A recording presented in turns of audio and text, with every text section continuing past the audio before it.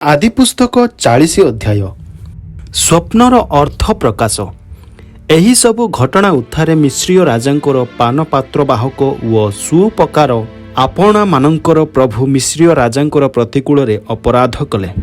तहिरे pharaoh आपणार प्रधान पानपात्र बाहक व प्रधान सुपकार एही दुई भृत्य प्रति क्रुद्ध हेले। आ रक्षक सैन्याधिपतिर जो बंदी गृह रे जोसेफ बंदी थिले सेठारे सेमानकु बंदी करी रखिले।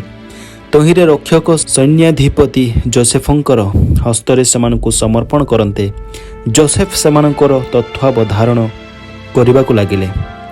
एही प्रकारे सेमाने किछि दिन कारागार रे रहिले। अनंतर मिश्रीय राजांकर सेही काराबद्ध पानपात्र बाहक व सुपकार दुई जन एक रात्रि रे दुई प्रकार अर्थ विशिष्ट दुई स्वप्न देखिले। तहिरे जोसेफ प्रभातरे सेमानक निकटकू आसिबा बेले सेमानकू विषष्ण देखिले।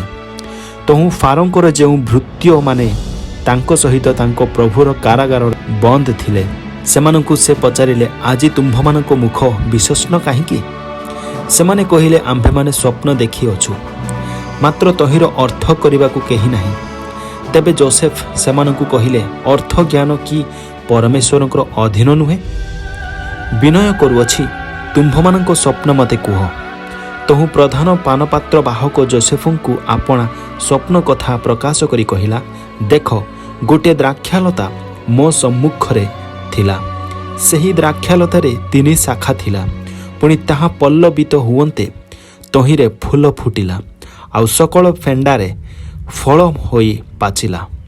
सेतेबेले मो हस्तरे फारोंकर पानपात्र थिबारु सेही पात्रे मु सेही द्राक्षाफल घेनी चिपुड़ी फारोंकर हस्तरे सेही पात्र देली।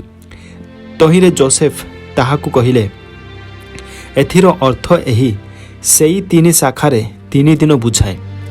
3 दिन मध्यरे फारो तुम्भर मस्तक उठाई तुम्भकु निज पदरे पुनर्बार नियुक्त करिवे।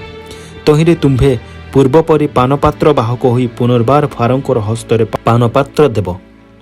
मात्र तुम्भर मंगल हेले मते स्मरण करिवो, पुणी मो प्रति दया करी फारोंक छामुरे मो विषय कही मते एही कारागाररु मुक्त करिवो। कारण एब्रियो मानक देशरु लोकमाने मते नितांत चोरी करी आनी अछंती, पुणी ए स्थान रे मध्य मु किछि करी नाही, तथापि सेमाने मते एही काराकूपरे बंद करी अछंती। तहिरे से उत्तम अर्थ कले। प्रधान सुपकार एहा देखि जोसेफंकु कहिला, मु मध्य स्वप्न देखिअछि, देख, मो मस्तक उपरे शुक्ल पिष्टकर 3टी डाला।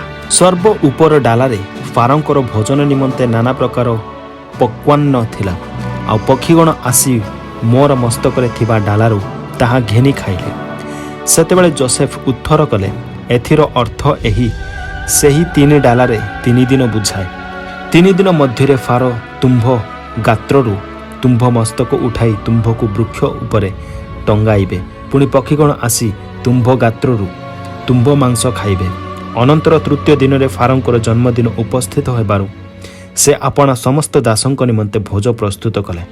तहिरे से आपणा समस्त दासंक साक्षातरे प्रधान पानपात्र बाहकर व प्रधान सुपकारर मस्तक उठाइले।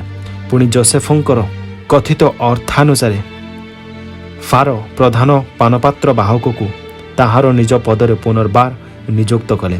तहिरे से फारोंकर हस्तरे पानपात्र देबाकु लागिला, मात्र से प्रधान सुपकारकु वृक्षरे टंगाइले। तथापि प्रधान पानपात्र बाहक जोसेफंकु स्मरण कला नाही, मात्र तांकु पासोरी पकाइला। आमेन।